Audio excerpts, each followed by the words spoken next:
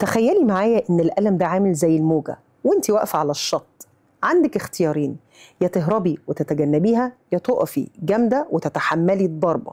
بس الصبر الحقيقي إنك تتعلمي تركبي الموجة.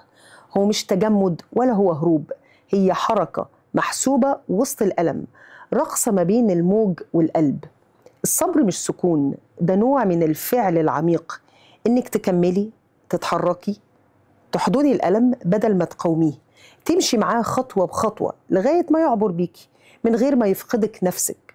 الصبر مش معناها إنك ما تتأثريش، ولا هو معناه كبت الألم، هو إنك تختاري تعيشي برغم التأثر، تختاري ترجعي كل يوم لنفسك، تشتغلي، تحبي وتكملي وانت شايلة وجعك بإيد وأملك بإيدك التانية. الصبر فعل داخلي ديناميكي، مش واقف ثابت في مكاني، لكن ماشية بخطوات ثابتة وسط العاصفة.